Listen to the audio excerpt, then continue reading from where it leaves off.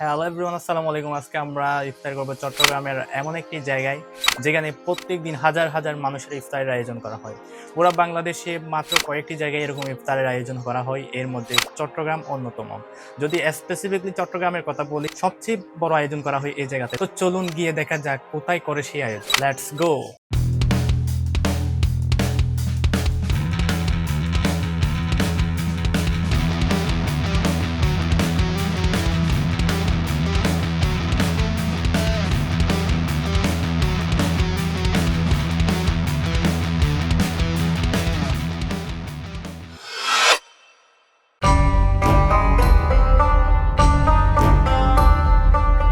কথা বলছিলাম আন্দরকিল্লা শাহে জামি মসজিদের, যার ইতিহাস জড়িয়ে আছে মোগলদের চট্টগ্রাম বিজয়ের সাথে।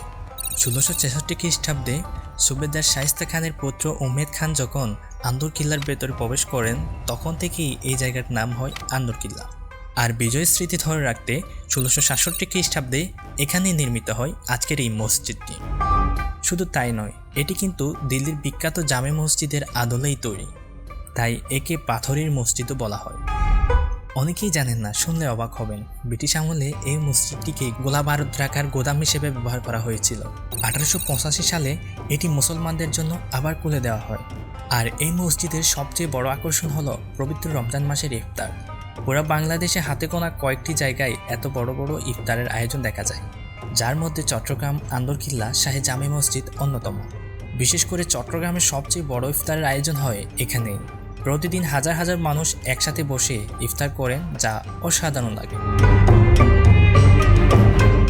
বাংলাদেশের যত কোটি মানুষ আছে সকলের টাকা যদি সরকারিভাবে আদায় করা হয়, বাংলাদেশে ১ বছরের দরিদ্র মুক্ত হয়ে যাবে ইনশাআল্লাহ। সকলে বলে আলহামদুলিল্লাহ।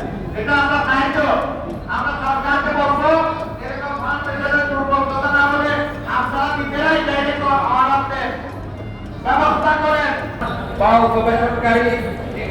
আমরা অনলি ফর দুজনের জন্য, এখানে অনেক অ্যাভেলেবল। অর্থ মন্ত্রণালয় যেটা একটা জাকাত মন্ত্রণালয়, এটা অর্থ মন্ত্রণালয়ের নাম সেভাবে যোগ করে এটা একটা শুধু জাকাত কালেকশন করবে এবং সরকারিভাবে সরিয়ে চলবে। আপনারাও যদি কখনো চট্টগ্রামে আসেন আর সবার সাথে মিলে ইফতারের আনন্দ ভাগাভাগি করে নিতে চান, তাহলে অবশ্যই আসবেন আন্দরকিল্লা শাহে জামে মসজিদে। এখানে ধনী গরিব ছোট বড় সবাই কাঁধে কাঁধ মিলিয়ে ইফতার করেন, যার যোগান দেয় অনেক নাম না প্রকাশ করা মানুষ। রমজানের শিক্ষা শুধু রোজা রাখাই নয়, মানুষের সাথে ভালোবাসার বন্ধন গড়ে তোলা। আপনারাও চাইলে এই সুন্দর মুহূর্তের অংশ হতে পারেন। আজ এখানেই শেষ করছি, দেখা হবে পরবর্তী ভিডিওতে। আসসালামু আলাইকুম।